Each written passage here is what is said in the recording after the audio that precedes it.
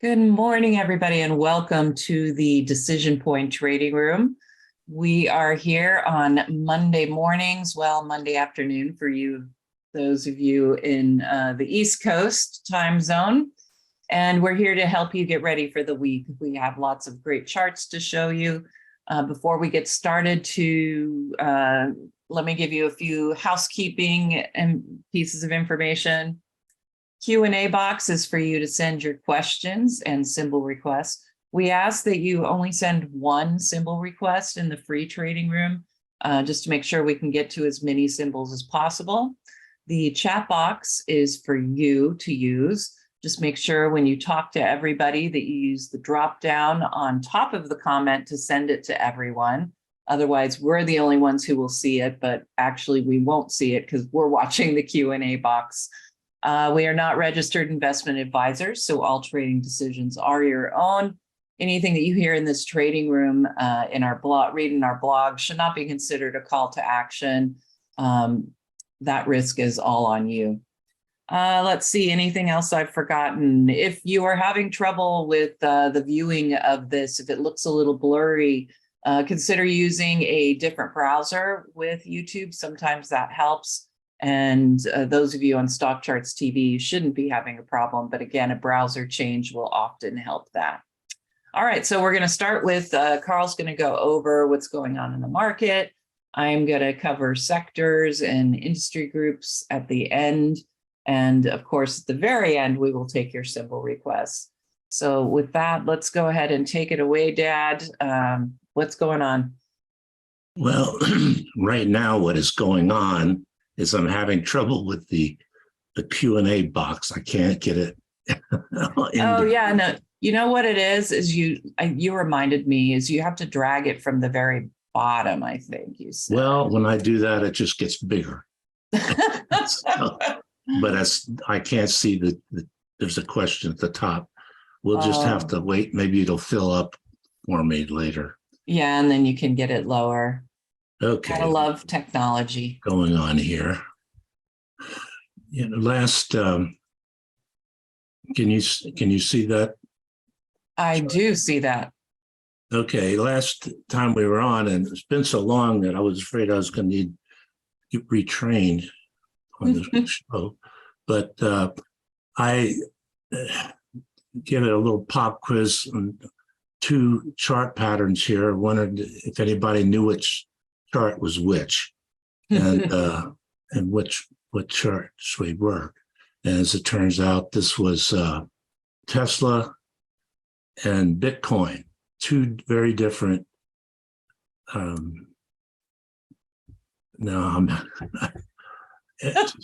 Everything is just in the way here.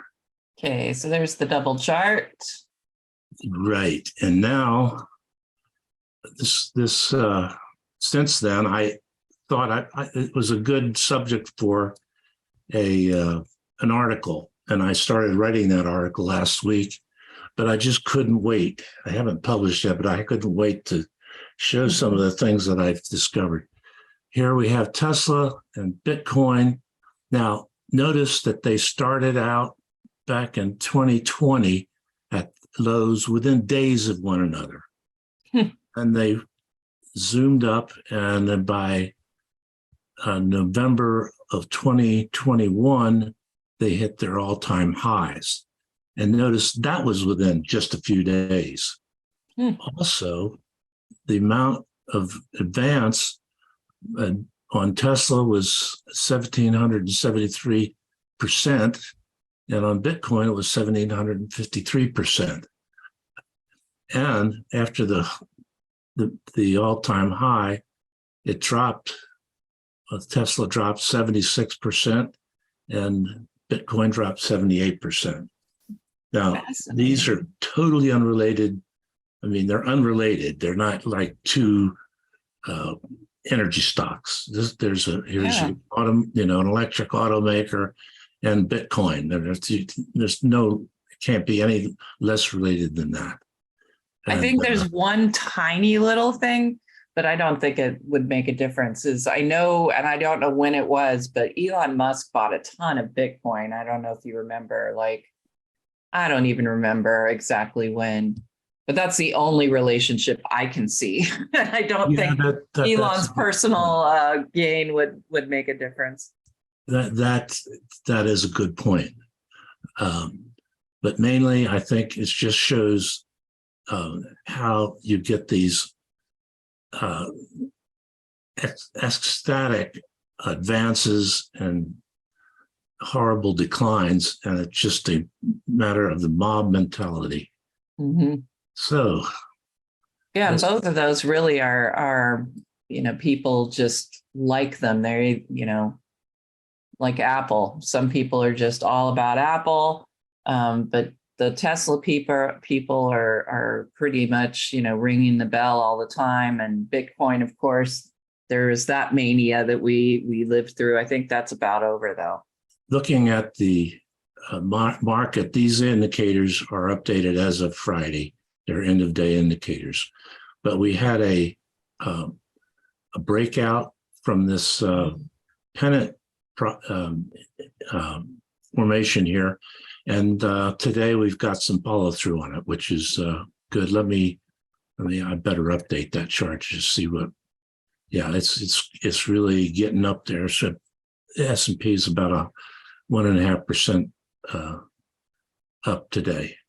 So the big problem is that these short-term indicators are starting to get over bought, and but that's still, I'd say you've got into this general area to go before they're painfully overbought and need to be dealt with. Here's our intermediate term indicators. This is the ITBM and ITVM, the breadth and volume. And you see, they didn't get very oversold. And now they're moving back into the neutral zone. They've got a ways to go before they're going to be overbought again. But as you can see, it's not always up to the top of the longer term range. Noticed when I was going through the sectors today, real estate will probably get an intermediate term buy signal. Let's see, right now it's 41 versus 0.42. So the 20 is about ready to cross over the 50. So that's a silver cross buy signal. The dollar is definitely a problem here. We had a downtrend, it broke out, and now but basically it's in a trading range here. But if we go and look a little further out, look at the 1 year chart, you see it's rolled over and is probably going lower. PMO on this daily PMO has topped. Gold is doing really well, and it's up again today, about 0.5%. And let's see, longer term. I want to point out since this low, it's gone up 16%. So it's corrected, rallied, corrected again, and this is a fake out breakdown, looks like, and it's rallying again. This is looking good for my gold positions. Yes, mine as well. There we have oil, rallied and pulled back pretty severely. And we got these black candlesticks, not doing well today. I've heard some talk.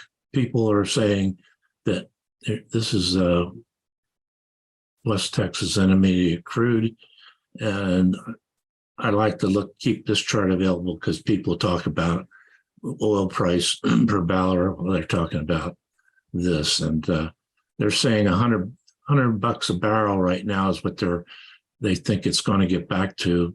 I could say it could even go higher than that, but right now we're still waiting for. This is a weekly chart. We're waiting for the weekly PMO to bottom, but it's getting that way. Treasuries are rallying again, and just a little ways so far. Let's look at a longer term chart. Let's look at a weekly. Okay, it's nice bounce off of that support, and it has broken above this declining tops line, pulled back, and is heading higher again. So T-bills, T-bonds are looking good. Here's our yield array chart. You notice we have a high here in November, and it's pulled back into a low in December, rallied, and it's pulling back again. So basically we get a top below a top, and we need to get a bottom below a bottom below this bottom before we can say it's in a downtrend. But it's still looking like it's really trying to head that direction. The 10-year Treasury, okay, it's sneaking down below this rising trend line right now, and daily PMO is topped. So again, looks like interest rates are trending down. We're looking at another interest rate increase. The next meeting, I forget when that is. I think I forget. I think maybe it's the first part of February. Mm-hmm. Here, looking at Tesla again, you can see here's the all-time high, pulled back 76%. And this is looking like a decent bottom. We got a PMO bottom, and for a daily chart, possibly getting up here before it runs into trouble. Nice move for Apple today, huh? Right. Apple is made a new low this month. Yeah. And it's pulled back 32% from its all-time high. But it's the techs are rallying today pretty good. Amazon up 3.5%. Notice it was been down. It's declined 57% from its all-time high. Google down 45% from its all-time high. It's rallied 22%. Looks like it has made a bottom above this bottom, but it's got to exceed this top now before we can say it's in a rising trend. Meta is doing well. It's about 50. It's over 50% from its low, and that's not the one I wanted to say something about. Microsoft has rallied from its low here up 24%, but it's down from its all-time high. It's been down almost 40%. So the big techs are really taking it in the neck. It's hard to believe when you see how well these were doing just a little more than a year ago. Netflix. I wanted to bring up Netflix has a new limited series called Madoff. It's a 4-episode series, and I really recommend it to everybody. I was aware of what was going on with Madoff in the background. It didn't affect me directly, or at least I didn't think so. And, it was this takes it all the way through in a linear fashion, and it's pretty unbelievable how inept the SEC was on this one. And one of those things, remember a couple of weeks ago, was taking the gold made a top in 1980, and that was basically that big rally was the result of the Hunt brothers trying to corner the silver market. And that action in silver affected other precious metals just about as much. And when you get down to the Madoff problem, it happened. The bottom fell out of it in 2008. Guess what? Because the market topped out and they couldn't cover all the fraud that they had been covering for over a decade, as I recall. and it basically overlapped the real estate crisis. It was actually contributed to the financial crisis because it was so much money. There were hundreds of companies in Europe that were involved with the Madoff. So it probably contributed more to the financial crisis than we were ever made aware of. But that series, and again, I recommend The Big Short. Yeah. So you get an idea of how screwy things can get, and how when people are making money, they don't care about any of the details. They don't care even legal or illegal, as long as they're making money. And it just, and the SEC is only good at catching little guys. They never catch the big ones. Okay. So I think I've covered my area pretty well here. So let me see if we got any. There is one question. There's only one symbol request so far, you guys. I know we started a half hour early. I'll probably make a small announcement at 9 o'clock to those who end up joining later. But do feel free to put your symbol requests in. You guys have the benefit of being here early, so throw those symbol requests in there. Linda asks, I know this isn't your bailiwick, but you must have an informed position. What is your overall perspective on the economy? Soft landing or big recession with large market decline? I think I know what you're going to say. Right. I'm looking for the worst case. I mean, that's probably, I'm probably guilty of that most of the time. But there's so many things that are wrong. And I have a list around here of all the bubbles that we've got. We got buildable and housing, equities, bonds, pension funds are grossly underfunded. We've got the crypto bubble, which is unwinding. A lot of these bubbles are unwinding. The debt bomb, basically, with the kind of money that the government is spending, I remember in the 90s, we were all worried about this problem, and it was, if we could go back to the 90s, it was such a good time compared to we're in so much trouble right now. But this, these things, Malden does an article about the sand pile, how you drop this one grain of sand, on it at a time, and it builds up these tension areas that finally one gives away, and then the rest of them go too. We're probably going to run into something like we did in 98, when they had the long-term. I can't remember the name, but there was a big issue back then where this fund was so smart. They had a great algorithm, and then it finally broke on them. But anyway, you get one thing that goes and everything else goes. So I would just say, be careful, know what you're doing. If you look, there are issues like in the Madoff story, it was people had all their money in it, and it was you just can't do that. You just have to spread it around. It's inconvenient, but just be careful. Yeah. I really think it's going to be way worse than we're being told at this point. Yes.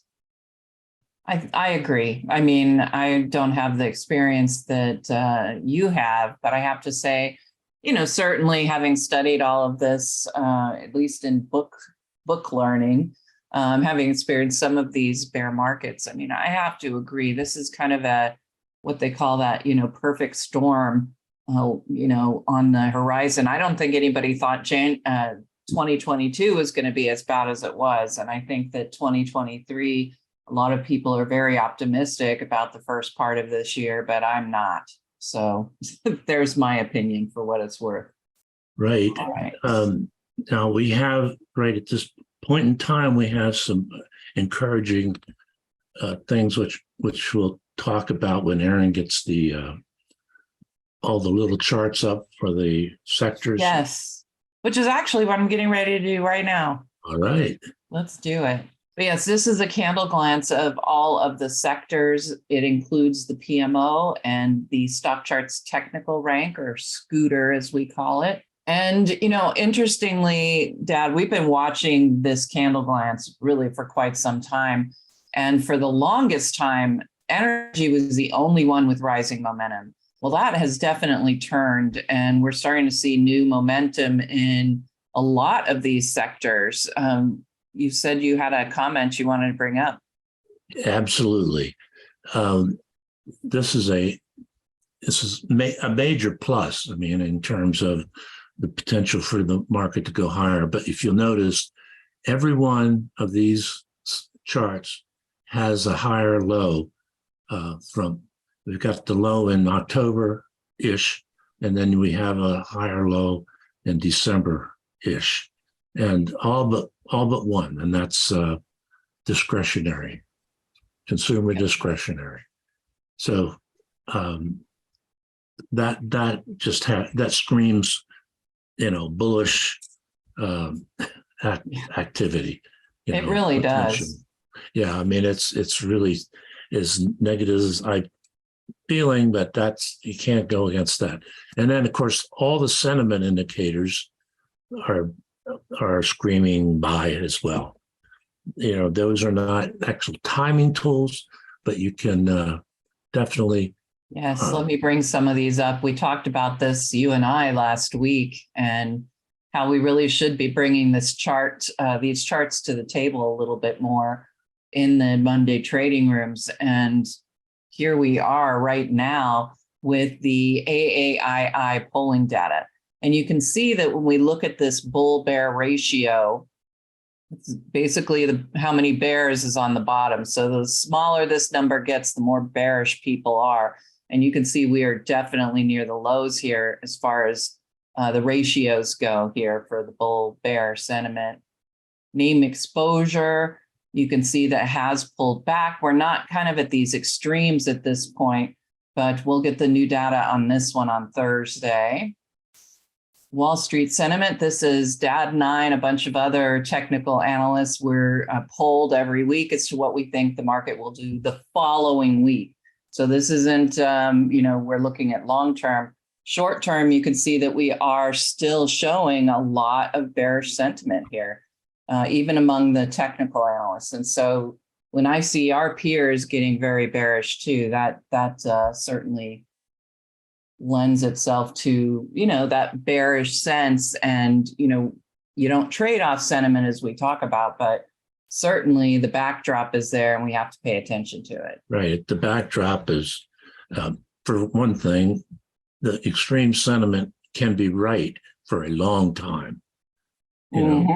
People are bearish and market can do terrible for weeks. So it's just it's a backdrop, something to keep in mind. But putting it up against these higher lows on 10 of the 11 sectors, that's really pretty bullish. Yes, indeed. So yeah, looking at all of these, XLY certainly more beat down than even technology. I mean, when you look at even technology has that higher high from October timeframe, November timeframe, and yet consumer discretionary, which, I keep thinking of technology as being the beat down sector, but certainly consumer discretionary. But I do like the fact that we are getting that nice turn on consumer discretionary. We look at that chart a little bit more closely.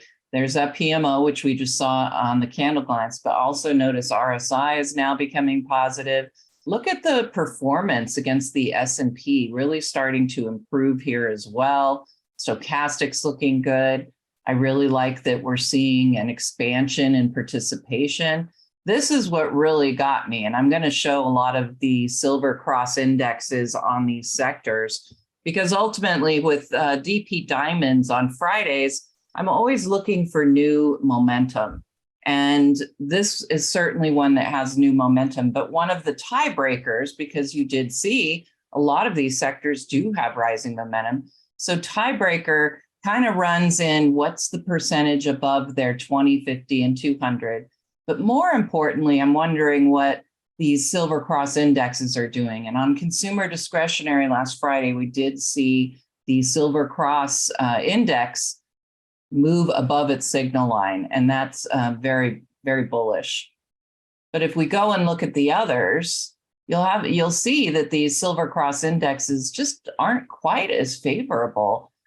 This is still not bad. We're still above the signal line on the Silver Cross for comm services. I've been watching that sector closely as well. Look at consumer staples. That Silver Cross index is looking pretty poor. And then you can see also that it is really underperforming the market right now. When we see defensive sectors like consumer discretionary, like healthcare, showing a little bit of bearish activity, we know that the market in general is starting to shift toward, we already are seeing technology and consumer discretionary. We're seeing that rotation over there, and that generally leads to some higher prices in the market overall. But let's keep going. Like I said, we're going to concentrate on that Silver Cross index. Here we have on energy, it has had a new crossover here for the Silver Cross index. And you can see we are getting a nice expansion in participation, but not quite as high as what we saw in consumer discretionary. And mainly, even though this Silver Cross looks pretty good, this sector is definitely underperforming the market. And so while there are some bullish characteristics on the chart, I don't think that this is the sector to be in. You know, I'm not sure if you covered it or not, but the Silver Cross index basically is an indicator that I developed. I started out with a Golden Cross index. That's the Golden Cross is when the 50 EMA crosses above the 200 EMA. And I said, we need a more intermediate term indicator. And we always used the 20, 50 EMA crossovers. And that's the index is there. The Silver Cross index is the percent of stocks with the 50 EMA, the 20 EMA above the 50 EMA. And I don't think, you know, if I may brag a little bit, I don't think there's a better breadth indicator than these two indicators. Not that, and you know, they're very prescient, and they really give you a good idea as to what's going on under the surface. It's really 3D. Yeah, it is. They've raised a lot of eyebrows. We have a company very interested in using it in some of their products because it is just so powerful. And you get all of these sector charts, just so you know, on our website. I do want to welcome, a lot of people are coming in now. It's noon Eastern. We did have to start our trading room a half an hour early today because we had some conflict going on with our schedule. So welcome to the room. Don't worry if you missed the first half. These are always presented and aired on YouTube and StockCharts TV. You'll find it on StockCharts TV at 3 p.m. Eastern. And you'll find it on YouTube, usually posted shortly thereafter on the StockCharts YouTube channel. If you click videos, you'll get to the most recent videos they've uploaded, and ours will be there after 3 p.m. Eastern. All right, so we're going through the sectors. Again, welcome those of you who ended up coming in late. And one of the things we're noticing was new momentum, looking particularly good in both consumer discretionary and technology. But what we're going through is the Silver Cross index on all of these sectors and the relative strength to give us a little bit more of a tiebreaker, if you will, as to which of these sectors with rising momentum really are looking the best. I have to say financials have really been picking it up. They've been showing in a lot of my diamond scans for the DP Diamonds report. And I have been watching them very closely, banks in particular, starting to look good. but it's so hit and miss. That bank industry group is so gigantic that it's like biotech. So you can see a lot of them come up in the scan results just simply because there are just so many of them. So I always take it with a grain of salt. But anyway, the Silver Cross Index on financials is finally turning up, but we don't have it above its signal line just yet. And this is what really kind of makes me nervous. At the end of last week, financials were starting to underperform, even though Friday it had a really great rally. Defensive sector, healthcare, you can see just not doing much. We saw the consumer staples sector chart not doing much. And that is, these defensive sectors are now becoming, they're falling out of favor. The rotation is moving towards more aggressive sectors, and that is going to be good for the market in general. Usually it is. But you can see the relative strength just falling off the chart here for healthcare. Industrials I've been really interested in. I've been watching that group closely, but we just haven't seen the kind of expansion and participation that I would like to see. And you can see that Silver Cross still really trending lower. We did get a little bit of a tick to the upside on Friday, which makes sense because of the big rally we had. Materials, we've got a nice rally going on here. PMO, new rising momentum. Look at the Silver Cross Index, though. It's really making that move. I don't remember this on Friday when I was reviewing these, but again, usually it's going to come down to what's happening within the inside of the sector.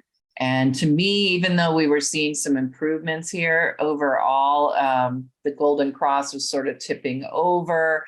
OBV is flat. So there were a lot of things here that really, not that I wasn't liking materials, but it certainly wasn't the winner for me when we're looking at groups like the aggressive sectors doing well.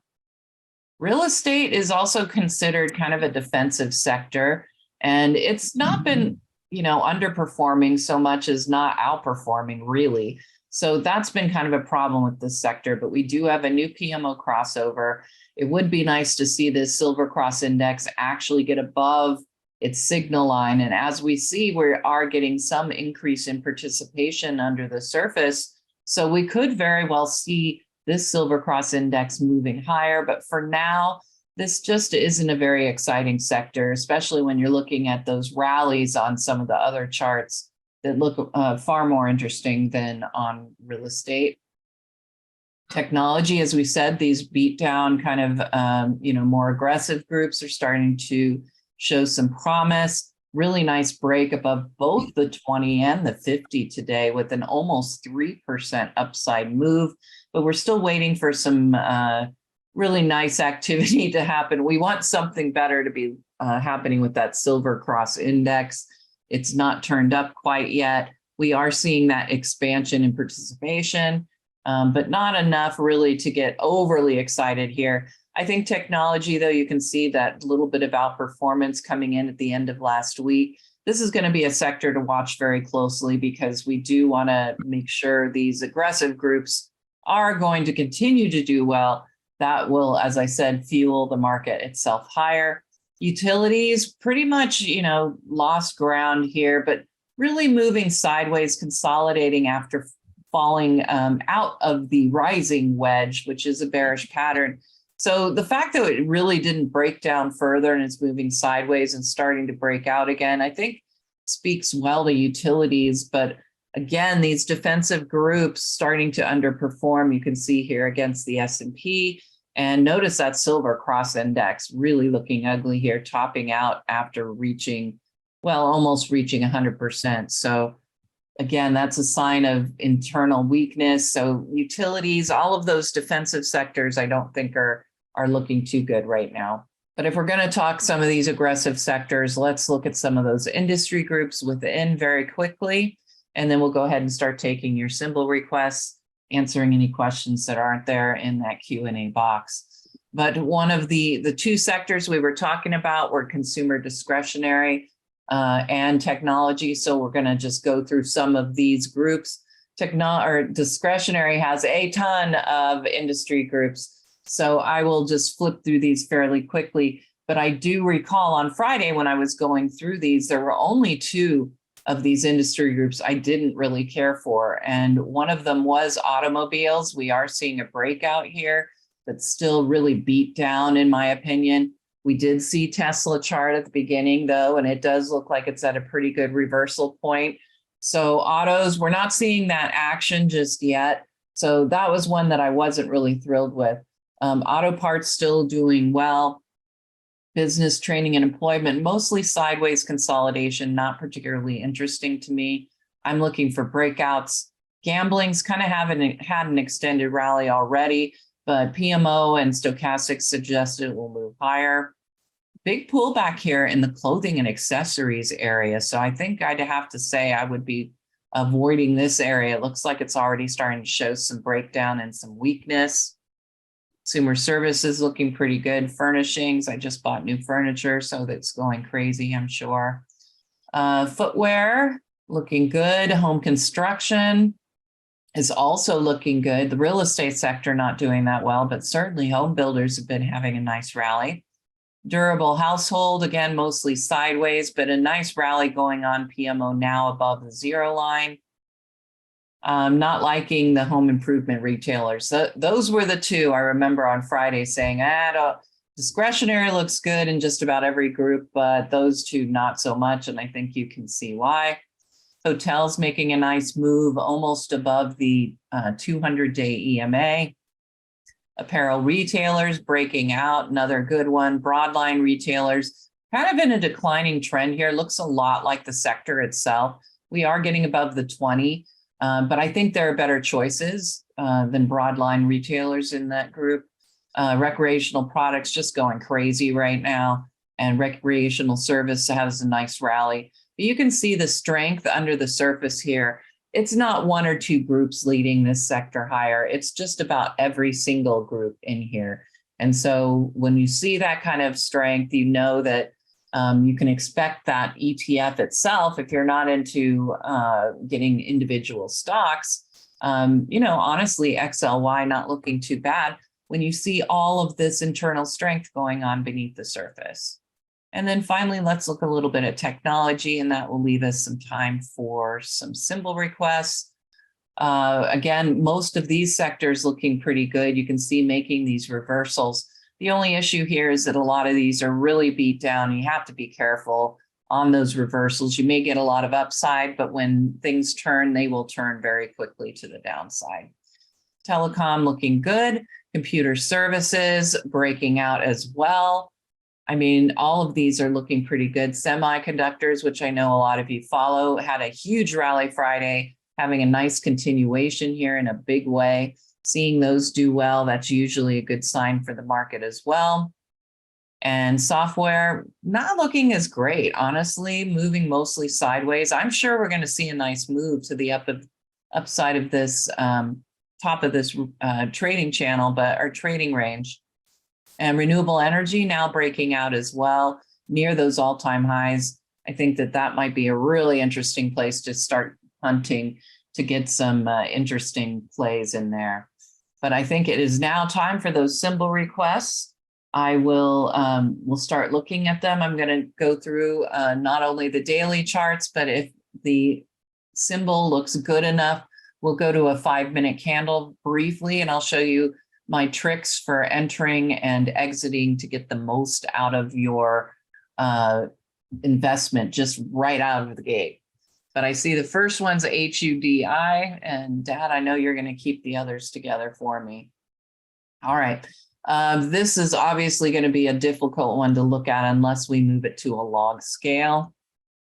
But remember, if we move to a log scale, the support and resistance levels are good. But if you start drawing trend lines, it's usually not a good idea because it's the trend lines, they're not particularly accurate when you do them on the log scale.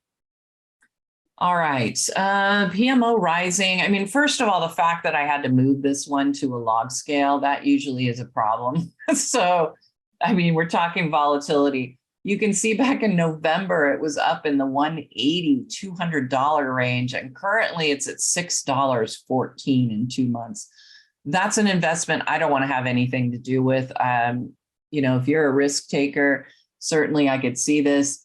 but we're working on getting above the 20. The PMO is still very lackluster and the RSI is still negative. And like I said, I'm not really liking this one in general because of the way it's acting. If you're interested in the steel, maybe let's look at SLX or something a little less. This is the ETF. And you can see that certainly the group is looking good with the breakout. Don't like the filled black candlestick going on here, but steel in general looking pretty good. I would avoid HUDI just because, for me, it's not my kind of investment, but maybe it's yours, but that's not my thing. Okay, SLB, Schlumberger, I think. Yes, that looks like Schlumberger. Nice little breakout going on here. You can see that maybe it hasn't quite broken out above that intraday high over here. I guess the intraday high today has, but really nice. Yesterday or Friday, we got that great rally. Today is a follow through day, being the fourth day. We've got PMO buy signal. Everything looking good here. The only thing I would say is that maybe you could find something a little better in the group. We do look at oil, and oil's looking a little bit meh to me. I know that people are talking about it rising, but right now it's just not doing much. So you do have that as a bit of a drag on the energy space. But Schlumberger looking pretty good. Let's go ahead and we'll look very quickly at the 5-minute candle so I can explain these entries and exits. I can tell you right now, we don't have an entry double top.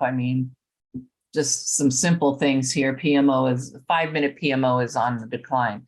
The best way to get your entries in is to look for a PMO crossover, a 5-minute PMO crossover, and a positive 5-minute RSI.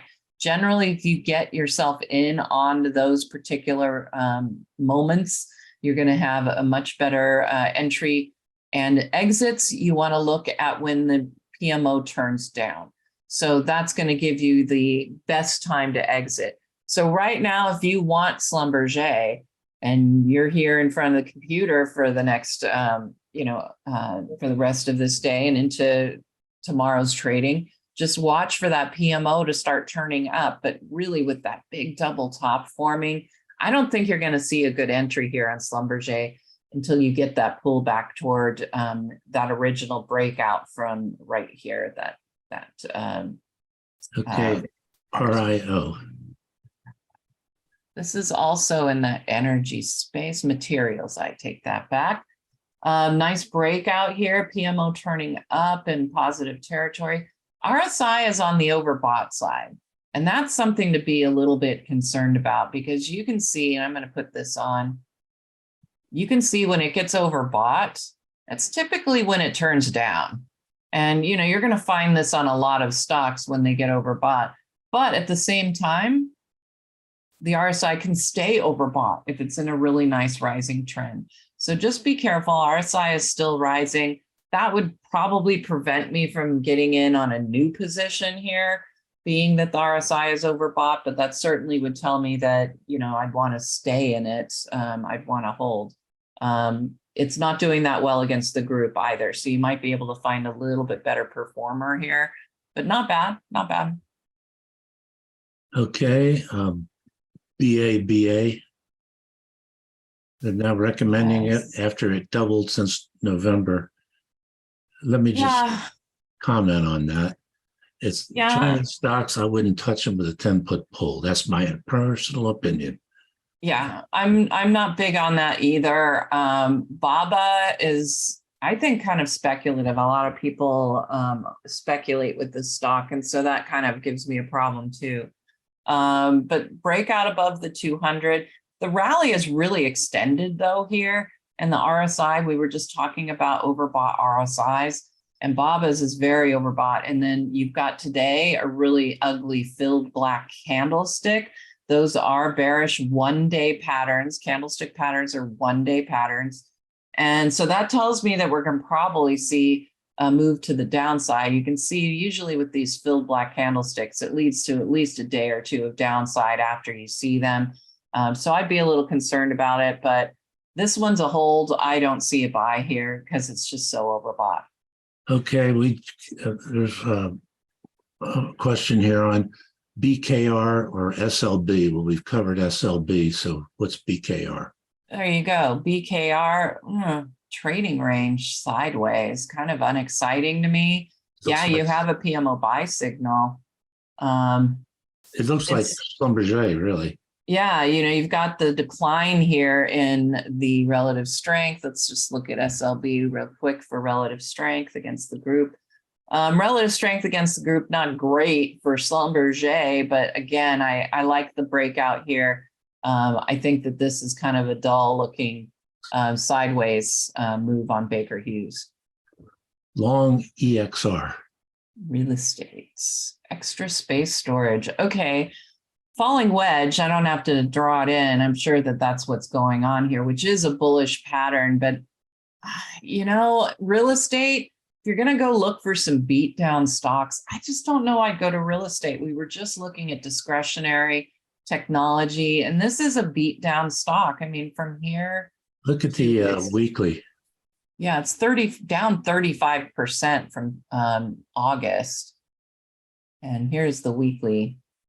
Yeah, it's broken below, really strong support here. Rounded top. Yeah, double top, triple top if you want even. PMO looking like it might turn.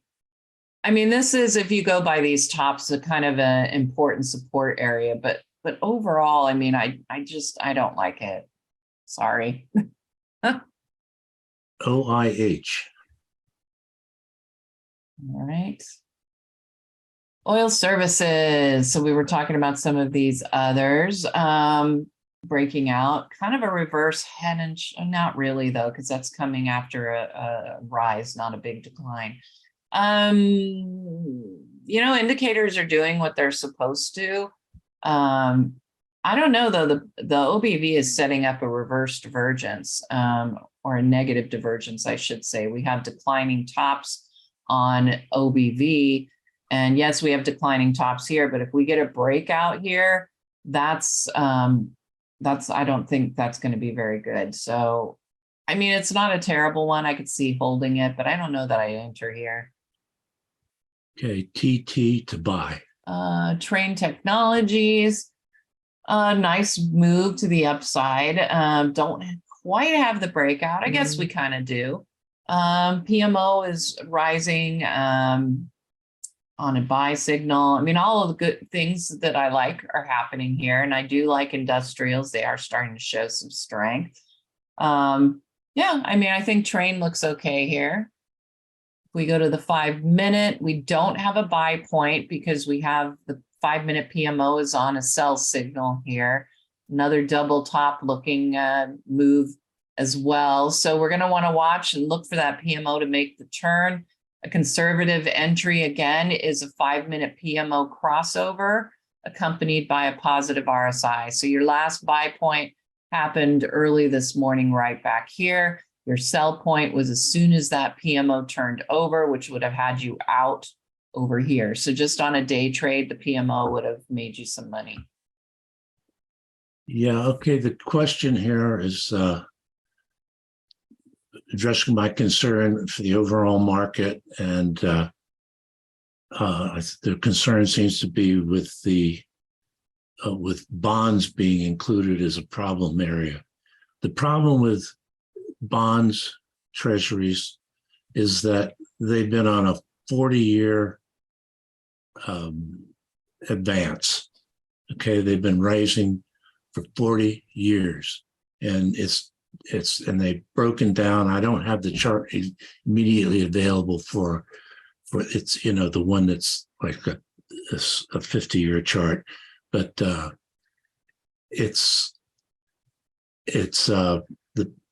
they're in a bubble just like everything else. They went up and up and up and up, and now they're starting to come down because interest rates are going up. And at treasuries, I mean, I think right now it's a good time to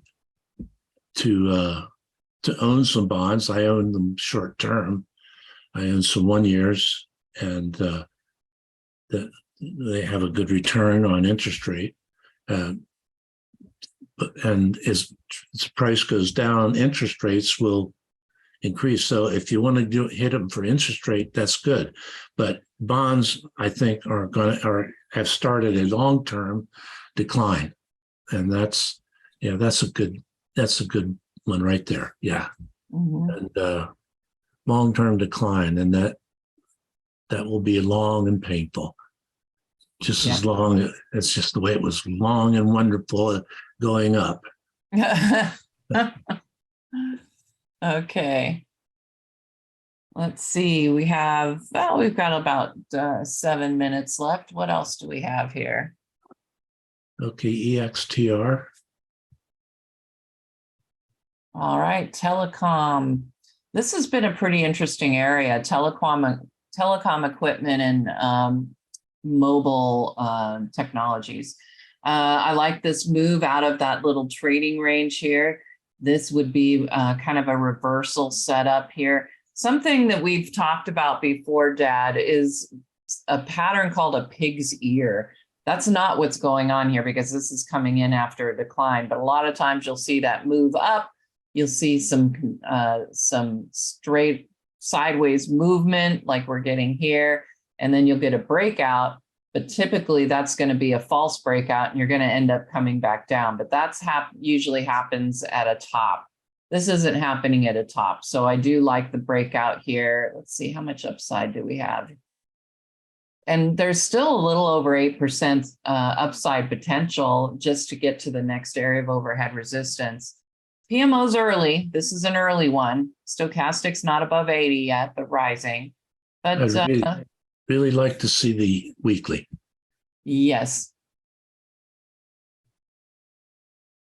Yeah. PMO trying to turn up above the signal line. Yeah. So that looks not bad. Long term, yeah, that looks decent. Okay, and here's the 5 minute. Again, not a buy point. I do see that big symmetrical triangle coming in off of a rising trend. So the expectation is a breakout to the upside, but again, I like to see at least the 5 minute PMO turning upward, rising. We do have the positive RSI. So if you get that PMO turning upward, could be an interesting entry here. George has helped me out with the what I was looking for earlier today. Long-term capital was the one that failed in 1998. So do we need to look at a chart? George. Oh, okay, yeah. Okay, A. Agilent. Okay, again, healthcare, not the best sector right now. It is underperforming. And relative strength-wise, you can see that this group is starting to really underperform, as is the stock against the S&P. And even if the group is not performing well, you at least, if you can find a stock that's within the group that's performing well, but this one isn't even doing that. So I don't think we have to go through much more of this chart. You could see PMO is falling. So I can say quite confidently here that I don't like it. Okay. XOM. All right. And I do notice in here, please only one symbol request at a time. We have so many that come in. So we'll just pick the first one of what you have, but that's it. Rising wedge, I suspect, maybe broadening. Let's see, big bearish engulfing candlestick, 5% possible upside before it reaches the next level of overhead resistance. And this PMO really doesn't know what to do. Stochastic staying in positive and rising for now. But again, we're looking at something that's really underperforming. The group is underperforming. And therefore, this one is, even though it's not a bad performer within its group, but it's really fading fast because the group is fading fast. And energy is showing weakness as a sector overall in comparison to the others for sure. So I'm not a fan of Exxon right here. I could be totally off, but we'll see. Starbucks, I bet on China reopening. Yes. Nice breakout. It is in discretionary, but if you recall, when we were looking at the industry groups, and you can see it right here, this group was starting to underperform. It wasn't looking as good as the rest, if I recall, but I could be wrong. But we do have the breakout, pull back to the breakout points. So Starbucks on the surface here looks pretty good. It's just the performance that's kind of a problem here for me, but we don't trade on this. We don't trade on relative strength. We trade on the PMO, we trade on the RSI and stochastics. So we've got the breakout, and more importantly, we trade on price. So breakout, pull back to the breakout point. I think Starbucks looks pretty good here. And entry point is pretty much right now. The RSI isn't positive, but about to. So we are getting really close to a buy point right here on Starbucks. Okay, we've got about a minute left. All right. MCHI. All right. And here we go with the China ETF. You were talking about not touching Chinese stocks, but maybe the ETF might be a way to go. Really overbought PMO, which is a bit of a problem. RSI is trying to be overbought. I guess it kind of is because it's a half a point above 70. Filled black candle, not a fan. What's our upside potential before hitting resistance? Oh, it's about 6.5%. I mean, the chart does not look bad. I'd like a little bit better upside potential. Let's look at the weekly because the daily's not really saying much to me. All right, so the weekly chart looks pretty positive here. So this is the spot though, right? This is the strongest level of resistance. And as I said, you can maybe eke out another 6% to the upside, but that might be the point where it turns back around. So that's why I look at the difference between what price is to the next overhead resistance level, because that gives me, you know, hey, it should make it to resistance, if nothing else, if it looks good. So I want to have plenty of upside potential before it hits that resistance level. I think we've run out of time. We have, and I spoke as fast as I could. I know we had a little bit of a break at that beginning. Thank you guys for coming in early. We will return to our normal time of noon Eastern time live to watch the Decision Point Trading Room. And remember, the recordings are always on YouTube by about 3:30 Eastern time. And certainly it is aired live, not live, it's aired at 3 p.m. Eastern on StockCharts TV. We are raising our prices. We totally didn't talk about that. I'm going to just say goodbye for now, but I'll let you know a little bit more. I'll close out the recording at this point, but thank you for joining us, and we will see you next week at 3 p.m. Hey guys, Dave Keller here with StockCharts.com. Thanks so much for watching our video. If you enjoyed it, and we hope you did, hit the like button right below. Also, we have so much new content every day. Consider subscribing to the channel. Just hit the subscribe button in the video or right below. Thanks for watching. Stay safe. Have a fantastic day.